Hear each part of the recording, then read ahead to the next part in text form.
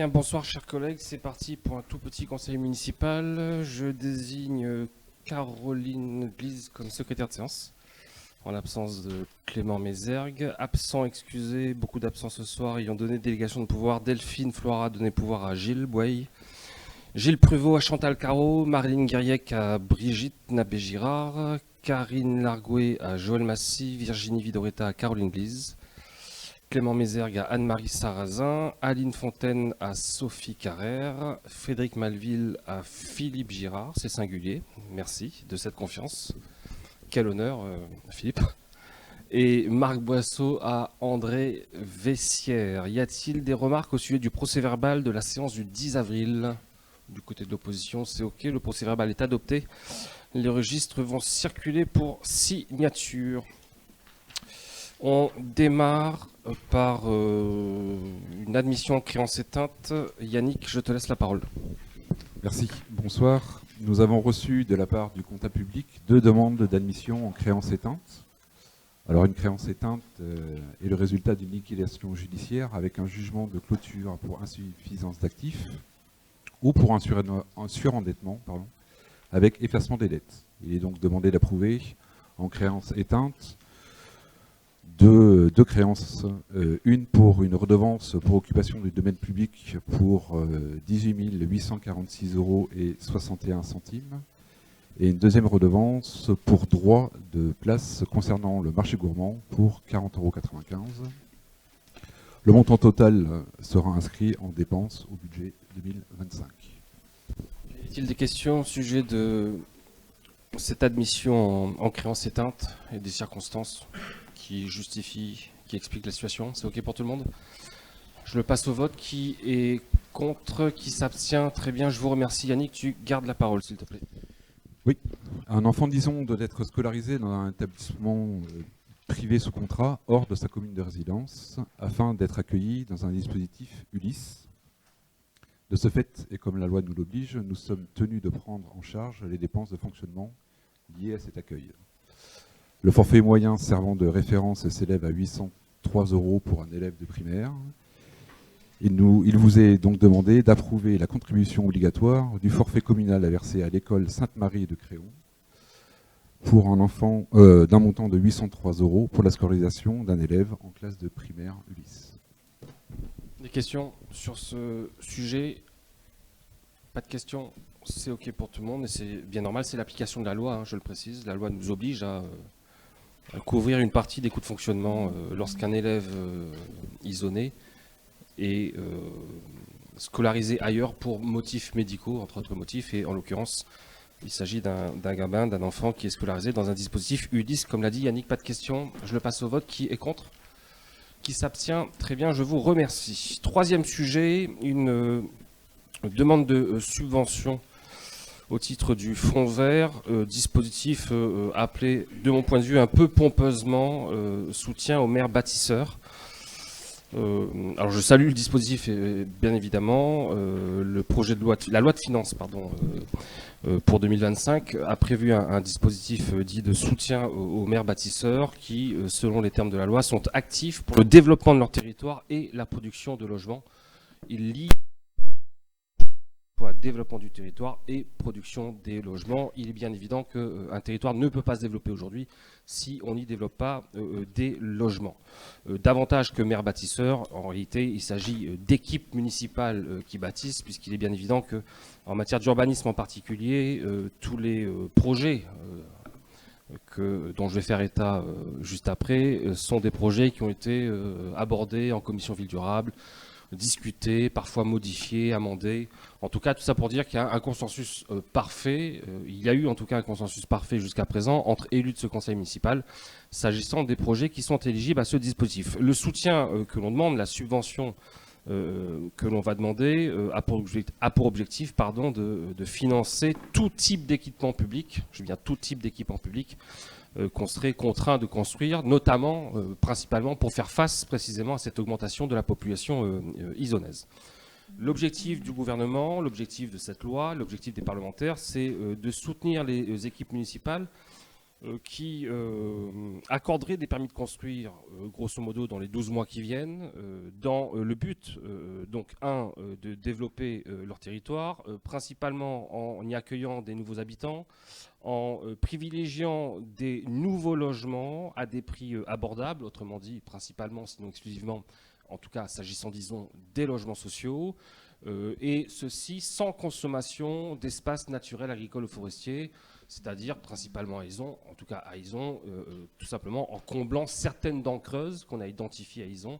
Et là encore, je rappelle qu'en début de mandat, accompagné par l'établissement public foncier, on a réalisé une étude des gisements fonciers existants sur des dents creuses qui sont déjà constructibles au sein d'Izon. Ce ne sont pas des terrains qui deviennent constructibles, ce sont des terrains qui, depuis au moins 2010, sont constructibles. Il s'agit d'opérations d'envergure, plus ou moins grande, sur ces dents creuses. Donc, a priori, on coche toutes les cases. En tout cas, on remplit tous les critères d'éligibilité à ce dispositif. J'ajoute que Izon est en zone tendue, c'est-à-dire qu'il y a un fort déséquilibre entre l'offre de logement et la demande de logement. Et ça, quand on n'y est pas confronté personnellement, on a tous autour de soi des amis ou de la famille ou des voisins qui sont confrontés à cette difficulté, à ce déséquilibre entre l'offre et la demande. Izon est bien une zone extrêmement tendue. Izon est un territoire fortement déficitaire en logement social. Et Izon, à cette fin, afin de combler ce retard, a conclu, je le rappelle, un contrat de mixité sociale qui nous oblige à produire en moyenne, je vais peut-être dire une bêtise, je crois que c'est 42 logements sociaux par an, en moyenne, là où en début de mandat, ils en attendaient, je dis toujours de mémoire, 65 je crois par an. Donc c'est-à-dire, rappelez-vous qu'au terme de cette négociation avec l'État, on a réussi à abaisser considérablement ces objectifs de production de logements sociaux. Et donc on a planché tous ensemble au sein de la commission Ville Durable, on a planché sur certains projets visant à combler ces dents creuses et à densifier de manière raisonnable, acceptable de notre point de vue en tout cas, Izon pour précisément construire des logements sociaux. Ce dispositif est plutôt une bonne nouvelle puisqu'il nous permet de présenter 5 projets. A priori, on a 5 projets dans les tuyaux qui sont éligibles à l'appel à projet Fonds Vert maire bâtisseur. Il s'agit d'abord d'un projet avenue de Caverne portant sur 19 logements sociaux. C'est le dernier projet, je crois, de mémoire, dont on a discuté en commission Ville Durable. Un projet au 413 avenue Général de Gaulle de 20 logements sociaux portés par Domo France. Un projet de 55 logements sociaux, a priori exclusivement réservés à un public senior, donc des logements à habitat, des habitats, des logements à loyer modéré exclusivement pour les seniors. On a cette demande sur Izon. Rue Ferrer, 32 rue Ferrer, 55 logements portés par AFC Promotion, une opération en VFA. Un projet de 39 logements au 476 avenue Général de Gaulle, porté par Noalis. C'est un projet privé, cette fois-ci, de 1 logement social au 493 avenue Général de Gaulle. Au total, cela représente 134 logements sociaux, dont les permis vont être accordés, a priori, dans les 12 mois, en tout cas avant juin 2026. On pense être en capacité d'obtenir jusqu'à 5 000 € de subvention par logement. Donc si vous faites 134 fois 5 000, ça nous conduit à la somme rondelette de 670 000 €. Et donc on demande à l'État, via la délibération de ce soir, de bien vouloir nous accorder cette aide d'un montant de 670 000 €. Je le dis comme je le pense, je serais très étonné que l'on obtienne 670 000 € de subvention. On demande le plus, on s'attend à avoir un peu moins. Mais j'ai quand même bon espoir que la subvention que l'on obtiendra sera quand même substantielle. Il nous permettra d'équiper Izon comme il se doit. Y a-t-il des questions peut-être sur cette demande de subvention au titre du Fonds Vert pour les maires dits bâtisseurs? Pas de questions sur ce sujet? C'est OK pour tout le monde? Très bien, je passe la délib au vote. Qui est contre? Qui s'abstient? Très bien, je vous remercie de cette unanimité. Autre sujet, cette fois-ci concernant nos agents, concernant le régime indemnitaire de nos agents. Chère Brigitte, je te laisse la parole. Monsieur le maire, mes chers collègues, il s'agit d'une délibération qui était conséquente parce qu'elle reprend tout le régime indemnitaire des agents et nous devons changer un paragraphe de cette délibération qui est déjà passée puisque depuis le vote de la loi de finances, et c'est applicable au 1er mars 2025, les agents qui sont désormais en arrêt de maladie ordinaire vont percevoir 90% du salaire et non les 100% ce qu'ils avaient précédemment. Voilà, c'est 90%, jusque le reste ne change pas pendant 3 mois et ensuite c'est un demi-salaire. Voilà pourquoi nous avons besoin de délibérer sur cette question. Des questions?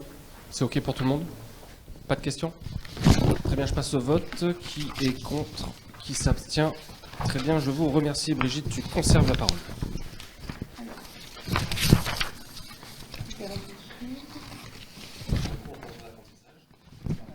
Nous allons poursuivre avec une délibération qui est très intéressante et parce que c'est une première. Nous allons avoir recours à l'apprentissage pour former un ou une, c'est plutôt une ATSEM, donc recours à l'apprentissage. Et donc nous avons besoin de délibérer. Nous avons la formation, nous avons réussi à avoir une prise en charge. Et nous allons nous lancer dans cette belle aventure avec un tuteur, une tutrice et donc dans cet apprentissage, bien sûr, qui en alternance, donc pour un jeune, moins jeune, voilà. Très bien, je vous remercie. On a déjà un apprenti au sein de nos agents, au sein des espaces verts. Serge, c'est bien ça? C'est chouette de former des apprentis. C'est mieux quand ils ont le permis. Boîte manuelle, c'est encore mieux. Je passe cette délib au vote. Qui est contre? Qui s'abstient? Très bien, je vous remercie. On poursuit. Brigitte, tu gardes la parole. Alors, nous poursuivons sur une délibération qui est assez habituelle, puisqu'il s'agit de mettre à jour le tableau des effectifs. Alors ça montre aussi la mobilité des agents. Et quand on enlève un agent au niveau d'un grade, eh bien c'est souvent parce qu'il y a un avancement de grade. Donc ça ne veut pas dire qu'on se débarrasse de l'agent, mais qu'il progresse dans sa carrière professionnelle. Donc c'est ce qui vous est demandé, chers collègues, c'est de prendre en compte des suppressions d'emplois permanents, donc au niveau d'adjoint technique territorial, adjoint technique d'animation, et puis c'est compensé bien évidemment par ces agents qui obtiennent leur avancement. Pas de questions. Je vous remercie. Merci Brigitte. Je passe au vote. Cette mise à jour du tableau des effectifs. Qui est contre? Qui s'abstient? Très bien, je vous remercie. Autre sujet concernant une convention de mise à disposition d'un terrain qui se situe aux 2 rue du Sablonnat, entre l'EPF Nouvelle-Aquitaine, établissement public foncier Nouvelle-Aquitaine, et la ville d'Ison. Pour présenter les choses très simplement, l'EPF a préempté un terrain, est devenu propriétaire d'un terrain, donc l'établissement public foncier Nouvelle-Aquitaine, a acquis un terrain situé aux 2 rue du Sablonnat, sur lequel sortiront peut-être 8-10 logements sociaux, j'en sais strictement rien, pour l'instant c'est même pas à l'état de projet. Et l'EPF Nouvelle-Aquitaine nous demande de bien vouloir entretenir le terrain, entretenir le bien, et cette convention a précisément pour objet de nous obliger en quelque sorte à garder le bien, on va jouer le rôle de gardien, et à entretenir le bien aussi régulièrement que possible. Tout simplement, c'est de fait déjà ce qu'on fait plus ou moins, sachant que si on ne le fait pas nous-mêmes directement via nos agents, je rappelle la règle qu'on a déjà abordée à plusieurs reprises, c'est l'EPF qui va nouer un contrat avec un prestataire extérieur. Ce prestataire extérieur viendra faire le travail et ensuite ils nous enverront la facture. Donc j'aime autant que ce soit nos propres agents qui se chargent de l'entretien du terrain, sachant que ce ne sera pas a priori un entretien excessif. Voilà l'objet de cette convention de mise à disposition. Y a-t-il des questions peut-être sur cette convention? C'est OK pour tout le monde. Je la passe au vote. Qui est contre? Qui s'abstient? Très bien, je vous remercie. On poursuit toujours avec l'EPF. Autre sujet, cette fois-ci concernant 2 terrains qui se situent au 6 et au 30. Au 6 et au 30 du chemin de la Vergne, 2 petits terrains sur lesquels Gironde Habitat élabore un projet consistant à construire 14 logements sociaux, je crois, si je distingue les 2 terrains. Je crois qu'il y en a 6 d'un côté, 6 logements sociaux d'un côté, 8 de l'autre, au 6 et 30 chemin de la Vergne. C'est un projet qui est bien parti, si je puis dire. Et on nous demande tout simplement de proroger la convention qui nous lie à l'EPF de quelques mois jusqu'au 31 décembre 2025. Pourquoi? Puisque pour l'instant, Giron Habitat n'est toujours pas prêt à devenir propriétaire. Le permis doit être en cours d'instruction. Peut-être qu'il y en a un des deux qui a été obtenu. Mais enfin, en tout cas, il nous demande de proroger de quelques mois jusqu'à ce que Giron Habitat donc, devienne propriétaire de ces terrains. Autrement dit, pas grand-chose. Y a-t-il des questions sur ces projets ou sur cette prorogation de la convention? Pas de questions. Je la passe au vote. Qui est contre? Qui s'abstient? Très bien, je vous remercie. Toujours une convention de mise à disposition des digues, cette fois-ci, entre la ville d'Izon et la Cali.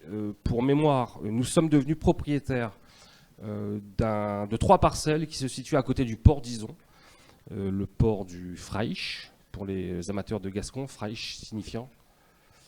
Ok. Non. Non. Le Frêne, tout à fait. Je pensais que Gilles Boye était plus cultivé que ça. Mais non, c'était compliqué comme question.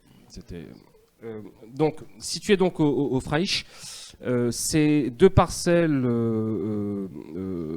sur ces 2 parcelles, on trouve la digue, une partie de la digue.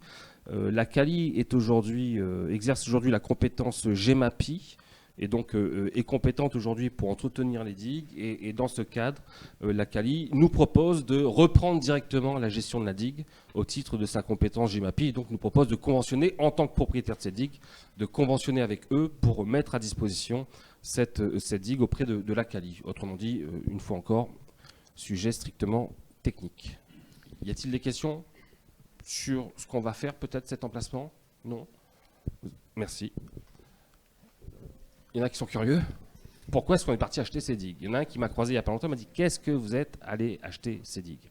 Vous n'avez pas autre chose à faire que d'acheter l'ancien ponton, là, et donc de fait les digues. Mais je rappelle qu'on a un projet quand même sur d'observatoire, en quelque sorte, de terrasse donnant sur la Dordogne, ouverte au public, qui manque cruellement à Izon, juste à côté du port. Donc on a un projet très sympa qui s'inscrit d'ailleurs dans le cadre du plan de paysage. C'est une des actions qu'on porte au titre du plan de paysage.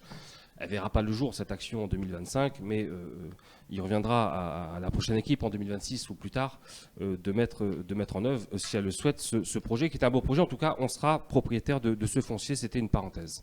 Je passe cette convention au vote. Qui est contre? Qui s'abstient? Très bien, je vous remercie. On poursuit avec cette fois-ci une acquisition de terrain auprès de Madame Fontaine.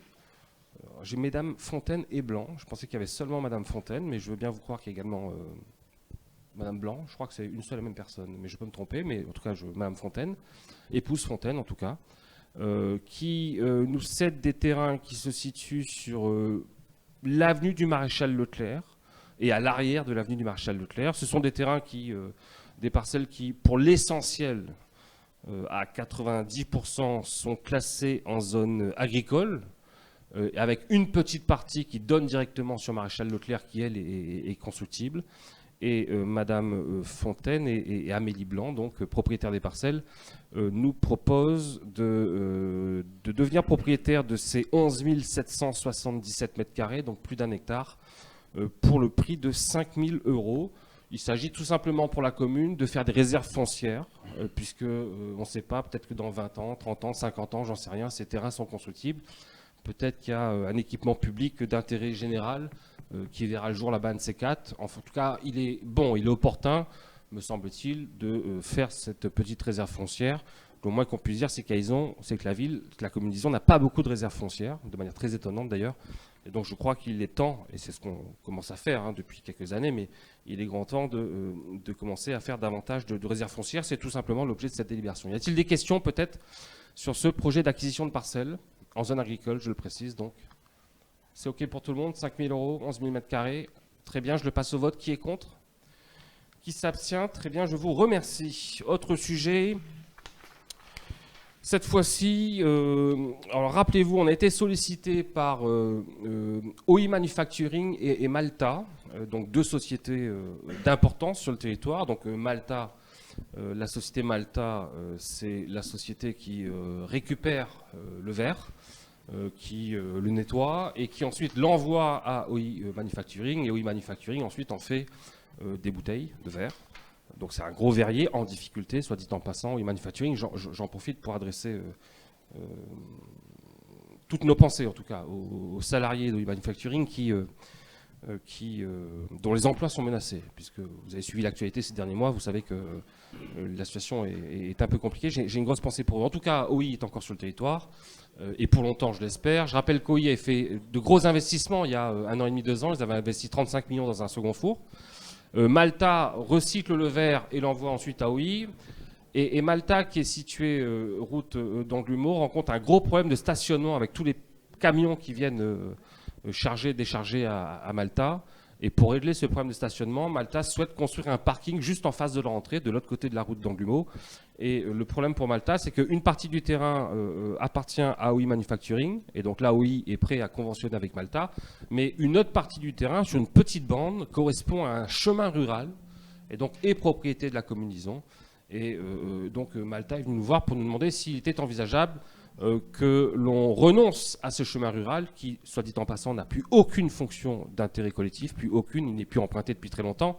Et j'ajouterais même que le chemin rural, de manière très étonnante, sur une partie du chemin rural, on trouve aujourd'hui un dépôt de OI Manufacturing, c'est-à-dire qu'ils ont carrément construit, il y a plusieurs dizaines d'années, ils ont construit une partie de l'entreprise OI sur notre chemin rural. Donc il n'a plus aucune fonction. Il se propose de le racheter, ce qui leur permettra de développer ce projet de parking. On les a rencontrés. Il y a une enquête publique. Le commissaire enquêteur a conclu que le projet, que tout était OK s'agissant du projet. Aucune remarque n'était formulée par le public isonnais. Et donc je vous propose ce soir tout simplement de céder cette partie de chemin rural au prix symbolique de 1 euro. Donc de décider de la vente du chemin rural à l'entreprise OI Manufacturing pour 1 euro. Et on s'expliquera avec OI et Malta sur d'autres sujets un peu plus tard. Mais en tout cas, je vous propose de céder ce terrain qui n'est pas très grand, qui fait... J'ai pas la superficie, c'est pas normal, je crois. Je l'ai. Superficie du terrain. Non, ça c'est pas normal, ça. Je dois l'avoir dans la délib. Mais... En tout cas, on a abordé le sujet... c'est pas possible, ça. On a abordé le sujet en commission ressources, en commission ville durable, et ça a fait l'objet d'aucune remarque. Très bien. Je passe donc cette délib au vote, s'agissant de l'aliénation de ce chemin rural situé route d'Anglumo. Qui est contre? Qui s'abstient? Très bien, je vous remercie. Autre... sujet, encore une convention, cette fois-ci relative à l'intervention du SMEGREG. Pour conclure une convention avec le SMEGREG et le SIAPA d'Arvers. Alors là, il faut que je pose le cadre. On a plusieurs terrains de sport à Ison, vous le savez, qui font l'objet d'un arrosage régulier, attentif, puisqu'on est très attentif à ce que les amateurs de foot comme les amateurs de rugby bénéficient des meilleures conditions de jeu possibles. Et soit dit en passant, je ne crois pas qu'ils se plaignent de la qualité du terrain.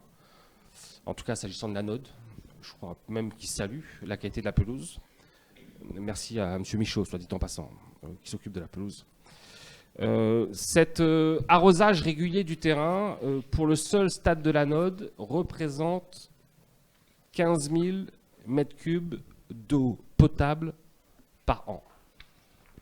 Voilà, c'est-à-dire que j'ai découvert il n'y a pas si longtemps que ça, il y a en milieu de mandat, qu'on arrosait notre terrain de foot, et je parle que du terrain de foot, à 15 000, donc vous rajoutez le terrain de rugby, on arrose nos terrains de sport avec de l'eau potable.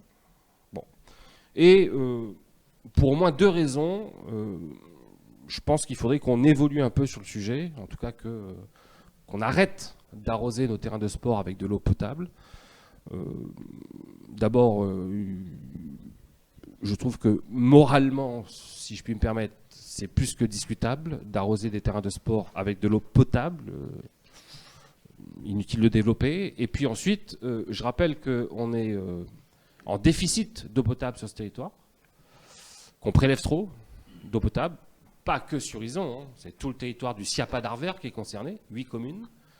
On doit être à 104% de prélèvement, donc c'est trop. Et précisément parce qu'on consomme trop d'eau potable, et disons-le, parce qu'il y a trop de fuites aussi sur le réseau d'eau potable. Il n'y a pas que de la consommation excessive, il y a aussi beaucoup de fuites. C'est un réseau très fuyard, très vieux, qui a été mal ou peu entretenu. Alors, il commence à y avoir des travaux, là, vous l'avez peut-être vu l'année dernière.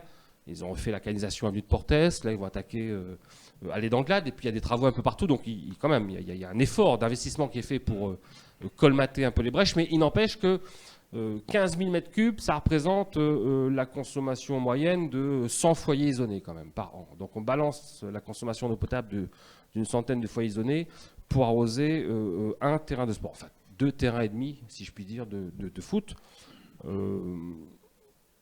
C'est moralement condamnable, me semble-t-il. Et puis, si on veut retrouver des droits à construire, mine de rien, si on veut assurer le développement d'Ison, si on veut accueillir des nouvelles entreprises, des nouveaux habitants ou que sais-je, on a donc tout intérêt à faire des économies d'eau potable. Et pour ces 2 raisons, je vous propose de tisser une convention avec le SMEGREG et le SIAPA pour qu'on nous accompagne d'abord dans la recherche d'une solution autre.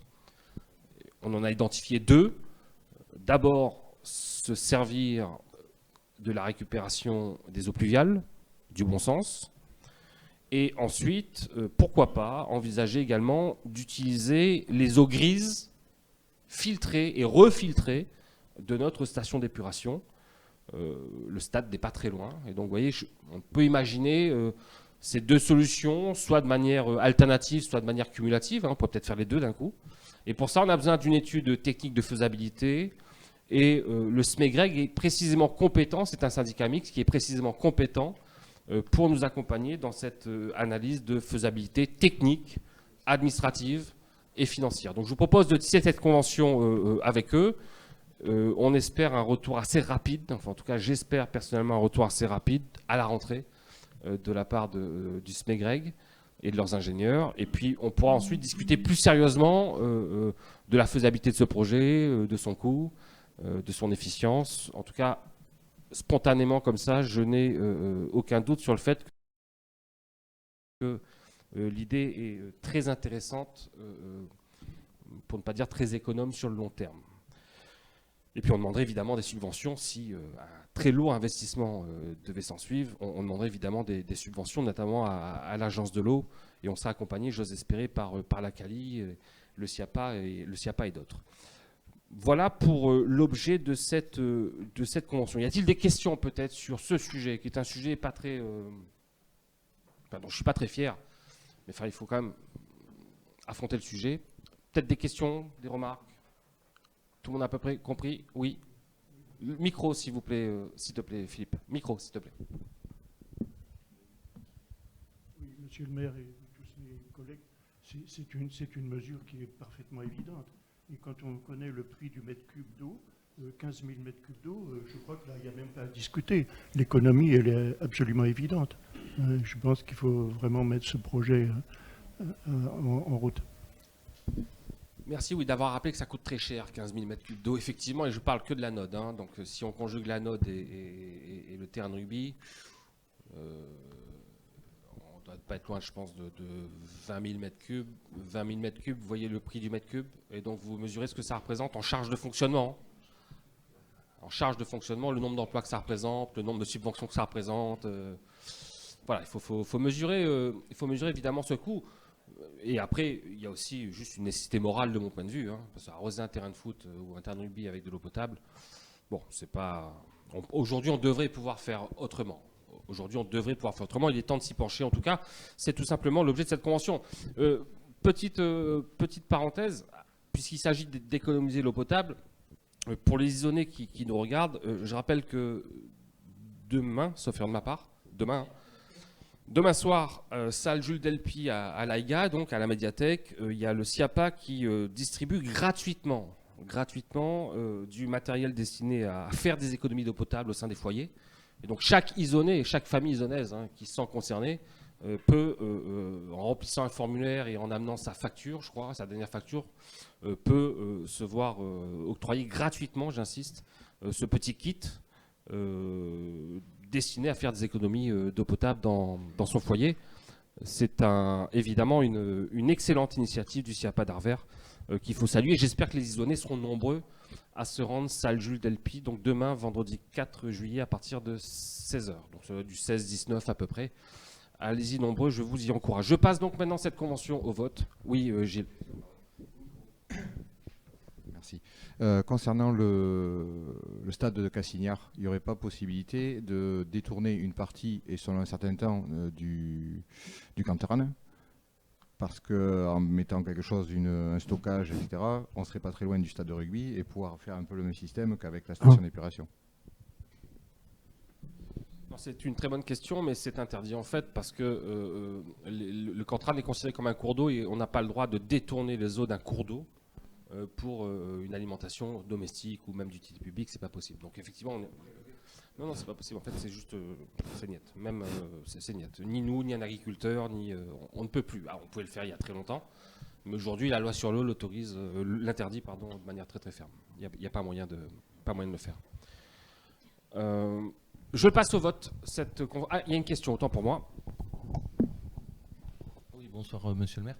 Ça rejoint aussi un petit peu ce que disait monsieur Bouaille. Est-ce qu'il y aurait une étude prévue par rapport à la Dordogne? Une étude de faisabilité? Non, on va se contenter. C'est exactement la même réponse, donc, puisque c'est un cours d'eau. Et c'est même the cours d'eau, quoi. Il y a des petites possibilités, il y a un peu plus de marge peut-être, mais c'est pas envisageable, surtout si on a une solution alternative qui se situe quelques centaines de mètres plus en amont, avec la station d'épuration, qui, elle, une fois que l'eau est filtrée, en partie, rejette ces eaux dans la Dordogne. Et donc en fait, l'idée c'est juste, plutôt que de l'envoyer 300 mètres plus bas, de l'arrêter avant, de la filtrer de nouveau, parce que ça demande, attention, ça demanderait, je ne suis pas technicien, mais ça demanderait un process de filtration beaucoup plus fin, évidemment, et ensuite de le remonter avec une pompe, pourquoi pas, si c'était techniquement possible et financièrement accessible, de le remonter ensuite au stade de la Note qui n'est pas très loin. Mais je pense vraiment qu'on a davantage à gagner à miser sur la récupération des eaux pluviales de tout le quartier, sachant qui plus est que les nappes sont très hautes à cet endroit, disons. Et donc, techniquement, juridiquement, réglementairement, en tout cas, ça a l'air faisable de tracer une espèce de tranchée de drain qui ferait 150 mètres de long sur 5 mètres de profondeur et d'y mettre un système de récupération des eaux pluviales. En tout cas, les premiers retours qu'on a eus de la part du SMEGREG sont plutôt encourageants. Évidemment, on n'est même pas au stade de l'esquisse, là c'est juste de l'idée. Moi, en tout cas, je trouve insupportable moralement et financièrement excessivement douloureux de passer 20 000 m3 d'eau potable par an dans les terrains de sport. Je le dis avec beaucoup de respect pour les terrains de sport, qu'on entretient avec attention. Je pense que la pelouse de la Node a rarement été aussi bien que depuis 5 ans. Enfin, on y a mis du pognon, on a investi dans la pelouse. Pareil pour le rugby, on a investi dans la pelouse, on en prend soin. On a un agent qui fait que ça. On arrose régulièrement quand il faut arroser. Tout le monde salue la qualité des pelouses. Tout ça, ça a un coût. Et en plus, on est en carence d'eau potable sur le territoire. Donc il est grand temps d'envisager autre chose. Je ne dis pas que ce sera simple, ce sera certainement techniquement compliqué, réglementairement compliqué, peut-être financièrement très onéreux, j'en sais rien.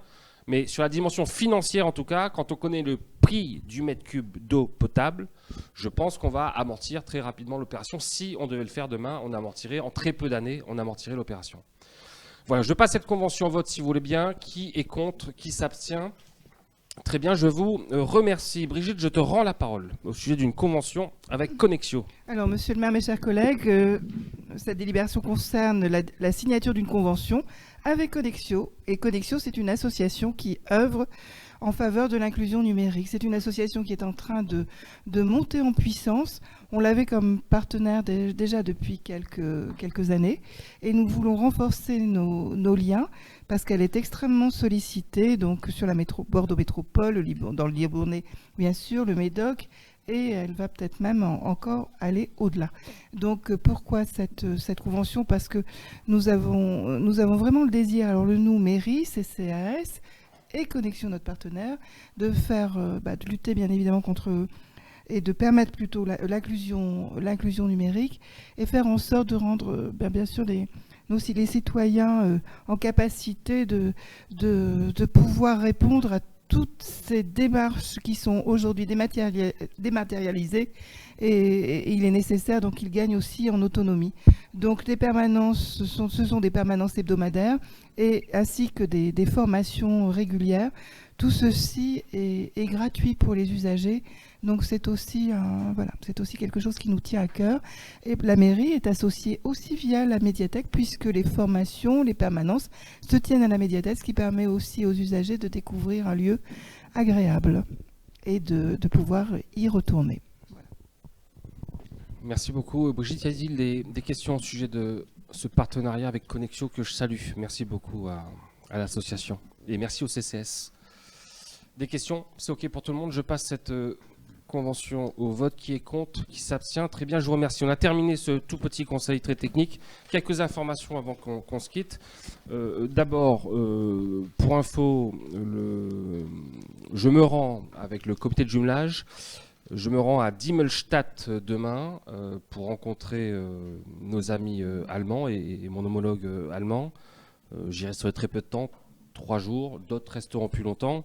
Je voudrais vraiment remercier le comité de jumelage, vraiment je le dis, qui fait un super job, remercier les bénévoles du comité de jumelage, remercier par avance nos amis allemands et leur dire publiquement combien je suis content de m'y rendre, en tout cas content de rencontrer mon homologue allemand, et j'espère que la délégation qui représentera, il y a quoi, une trentaine de personnes, 20 personnes, 22 personnes, donc j'espère bien que les 22 personnes vont se régaler en Allemagne. Je n'ai aucun doute sur le fait qu'on sera très très bien accueillis, et je salue une fois encore tout ce qui peut nourrir l'amitié franco-allemande. Donc voilà pour le comité de jumelage, et j'invite les isonnés vraiment à participer au comité de jumelage. Je rappelle qu'il y a Dimmelstadt d'un côté, il y a Cervera del Rio Alhama de l'autre en Espagne, et peut-être une autre ville encore bientôt, demain, j'en sais rien. Mais en tout cas, j'invite vraiment les isonnés curieux d'aller vers l'autre, à se tourner vers le comité de jumelage. Deuxième information toute récente, j'ai eu le département, le service du département de la Gironde cet après-midi au téléphone, me confirmant que le dossier loi sur l'eau concernant la reconstruction du pont du Bois, que le dossier avait bien été déposé auprès des services de l'État, que ce dossier avait été préparé en amont, en concertation avec les services de l'État, principalement la DDTM et la DREAL, qu'a priori, en tout cas le dossier a été bien préparé. On attend maintenant l'instruction des services de l'État. Si tout se passe bien, le feu vert devrait arriver mi-septembre, si tout se passe bien, et pour l'instant, tout a l'air de bien se passer, pour un début des travaux mi-octobre, et une livraison espérée en décembre 2025. Autrement dit, le calendrier qui avait été fixé au départ, pour l'instant, est inchangé, et donc je croise les doigts, je touche du bois, parce qu'on a évidemment besoin de rouvrir ce pont du Bois, mais pour l'instant, les nouvelles sont bonnes. Il faut juste prier pour que les services de l'État ne fassent pas trop de zèle s'agissant de l'impact environnemental ou que sais-je. Enfin, oui, on peut toujours, ça peut toujours arriver, mais bon. En tout cas, voilà, dossier à suivre de près, mais les nouvelles d'aujourd'hui sont plutôt rassurantes. Troisième info très importante, à destination des familles. ActiVacances, ce formidable dispositif qu'on a mis en place et qui propose aux familles isonnaises, aux parents, à leurs enfants, aux grands-parents, à leurs petits-enfants, qui propose des activités à tous les enfants, à toutes les familles, de manière gratuite, inconditionnée. ActiVacances démarre mardi prochain, 8 juillet, avec un programme qui ne cesse d'être amélioré. Voilà, pour dire les choses très simplement. Tous les ans, toutes les vacances même, on a vraiment un programme qui monte en gamme. Je vous invite, pour ceux qui nous regardent, qui nous écoutent et qui sont intéressés à aller regarder de près ce qui est proposé. Mais voilà, dès mardi 8, on commence le matin avec une course d'orientation en famille, et l'après-midi, on propose de la peinture sur toile. Le mercredi 9, on a un atelier, un oiseau des oiseaux à l'AIGA, merci l'AIGA. L'après-midi, un spectacle musical autour des Fables de La Fontaine, et ainsi de suite, tout au long des vacances d'été. Donc chapeau bas aux agents, chapeau bas à TIF en particulier. Merci beaucoup du travail réalisé et j'invite vraiment les familles à découvrir ce dispositif, je le répète, gratuit, inconditionné. Évidemment, on ne peut pas accueillir 100 gamins, c'est pas possible. Les places sont limitées, mais en tout cas, il y a de la place pour tout le monde et on ne pose pas de conditions. Enfin, pour ceux qui aiment faire la fête, je rappelle qu'il y a un marché gourmand demain. Exceptionnellement, je ne pourrai pas y participer puisque je serai en Allemagne, mais je penserai bien fort à vous. Au sujet des marchés gourmands, des marchés nocturnes, je répète, où j'indique à ceux qui ne s'en sont pas rendus compte que chaque organisation, je dis bien chaque organisation d'une manifestation festive à Izon, sur la place de la mairie, commande énormément de travail, commande énormément de manutention. C'est-à-dire qu'il faut installer le marché, l'équiper, installer les forains, installer les artisans, les commerçants, et ensuite, il faut désinstaller la place. Ranger les tables, ranger les bancs, ranger les nappes, nettoyer la place, faire les poubelles, etc., etc., etc. Ce travail est réalisé par une poignée d'élus, toujours les mêmes. Une petite poignée d'élus. Il y a des élus qui ne peuvent pas le faire, et ça, il n'y a pas de sujet. Je le comprends, c'est de la manutention. Donc il est bien évident que tout le monde ne peut pas porter 2 tables, des bancs, et le faire plusieurs fois dans la soirée, je l'entends. Mais néanmoins, il y a des élus qui sont parfaitement capables de le faire, et qui, de fait, ne le font jamais, ou alors que très, très, très rarement. Et ce sont toujours les mêmes qui se retrouvent à minuit et demi à devoir tout ranger et à remettre le couvert 2 semaines plus tard, et ainsi de suite. Et là, je parle des marchés gourmands, mais c'est pareil pour la fête locale, c'est pareil quand on a un concert, c'est pareil. Bref, tout ça pour dire que j'indique à tout un chacun, ici et à ceux qui nous regardent, qu'on a besoin du soutien du plus grand nombre, élus ou non élus, peu importe. Certains, spontanément, avec beaucoup d'empathie, de générosité, viennent nous filer un coup de main quand il s'agit de ranger, et je les remercie. Ça peut être des gamins de 14 ans, comme des darons comme moi, mais ils viennent, ils nous filent un coup de main parce qu'ils voient combien c'est compliqué, combien c'est dur physiquement. Voyez, et donc ils viennent, ils disent oh, on va vous filer un coup de main, et vraiment c'est super. Ça fait plaisir. Voyez, ils ne sont pas là pour ça, ils ne sont pas venus pour ça, ils sont venus pour passer une belle soirée en famille ou entre amis, et ils viennent nous filer un coup de main parce qu'ils mesurent combien c'est compliqué pour nous. Donc merci à eux. J'invite évidemment les autres Isonnais qui sont encore là en fin de soirée à venir nous filer un coup de main parce que là, franchement, plus on est nombreux et plus ça va vite, moins c'est douloureux pour nous. Donc merci à ceux qui nous filent ce coup de main, élus ou non élus. Parfois, et on le fait de plus en plus, des assos sont en rendez-vous. Et donc là, la dernière fois, c'était le rugby, pardon. Demain soir, c'est l'association de basket, mais ils n'ont pas 15 bénévoles. Il n'y a que le rugby qui peut présenter 15 bénévoles pour nous filer un coup de main, vous voyez. Mais le basket, ils ne seront pas 15. Et on a vraiment besoin de bras. Donc s'il vous plaît, vraiment, je ne fais pas la quête. Je fais pas la quête. Mais venez nous filer un coup de main quand vous pouvez, si vous pouvez, s'il vous plaît, filez-nous un petit coup de main parce que ça nous fait du bien au moral. Voilà, ça fait juste du bien au moral. Voilà. On a besoin de ce soutien moral. Voilà. Merci beaucoup sur ces petits mots. Je vous embrasse et je vous souhaite une très belle soirée. Et très bel été à vous. Oui, très très bel été à tout le monde. Au revoir.